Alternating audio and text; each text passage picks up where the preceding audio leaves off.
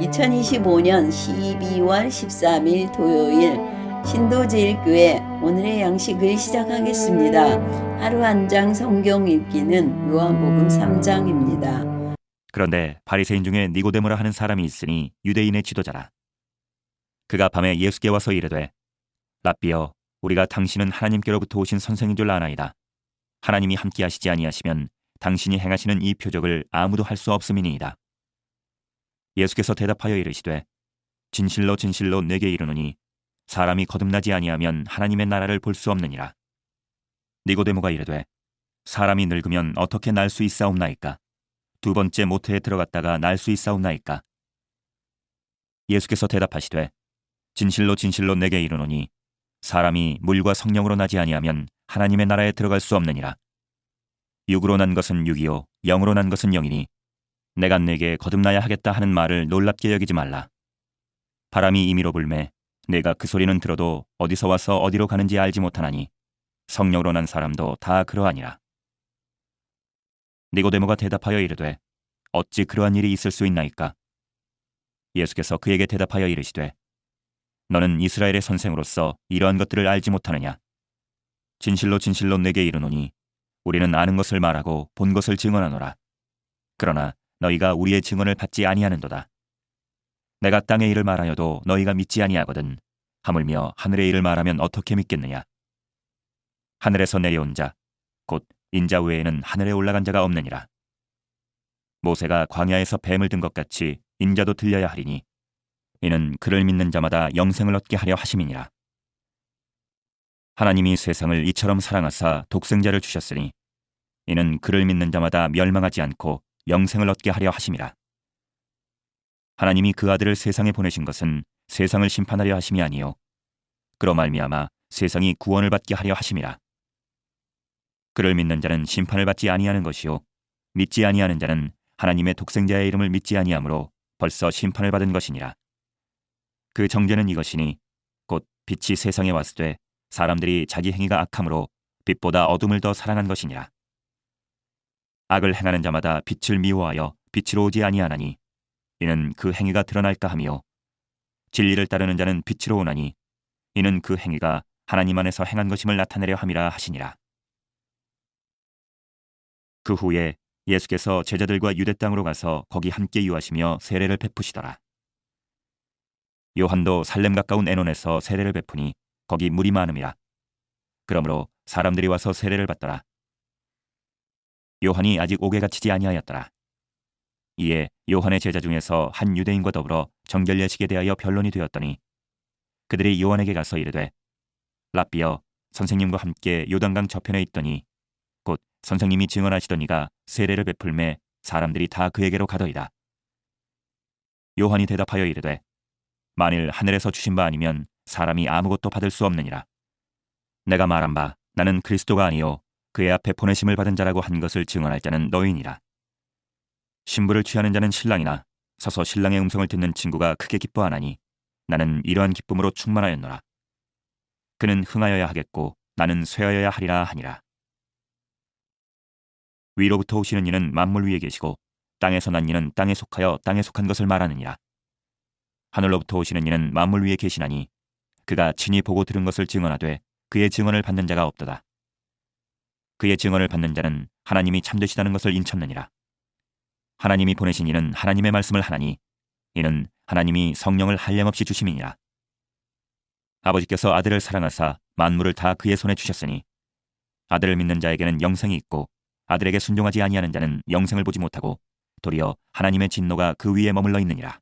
오늘 하늘 양식의 말씀은 미가 5장 2절에서 4절 말씀입니다. 베들레헴 에브라다야, 너는 유다 족속 중에 작을지라도 이스라엘을 다스릴 자가 내게서 내게로 나올 것이라. 그의 근본은 상고의 영원에 있느니라.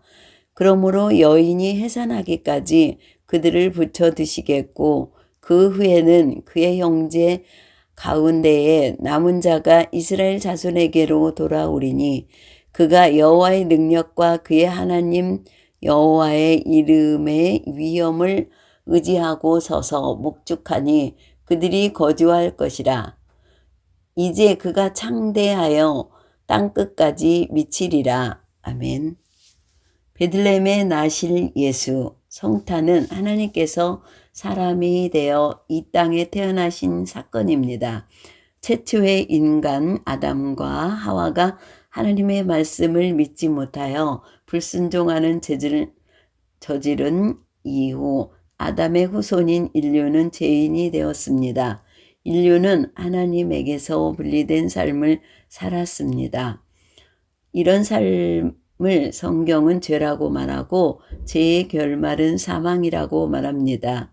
하나님과 관계없는 삶을 살면서 죽어가는 인류를 살리기 위해 하나님은 독생자를 보낼 계획을 세우셨습니다. 죄의 굴레를 끊고 다시 하나님과 하나 되는 살림의 역사를 이루려고 예수님을 보내셨습니다.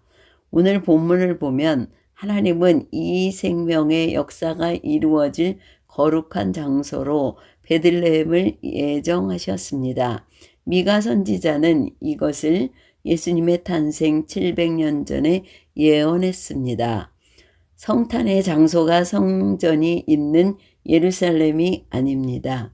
베들레헴은 예루살렘 남쪽 약 8km 지점에 있는 목축으로 살아가는 가난하고 작은 마을이었습니다.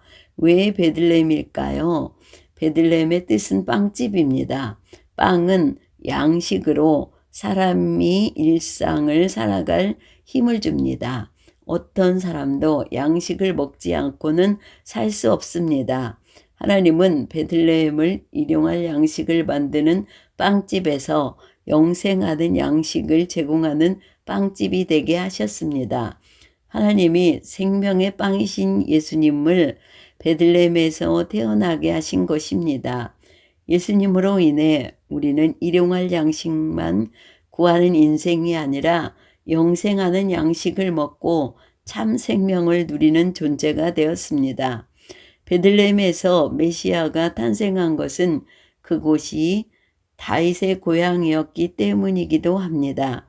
이스라엘의 가장 위대한 왕이 된 다윗은 그의 집안에서 말째였습니다. 아버지조차 관심을 두지 않는 아들이었습니다.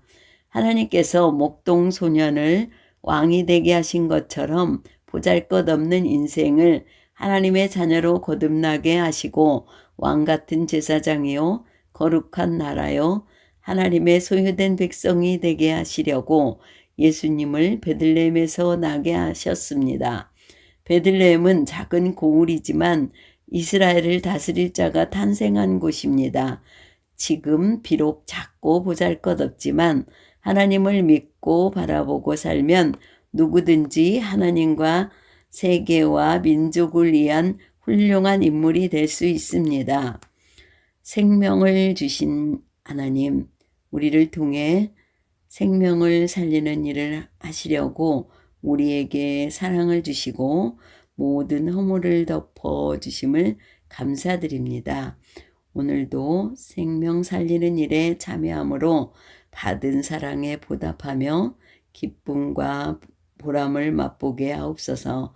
예수님의 이름으로 기도합니다. 아멘.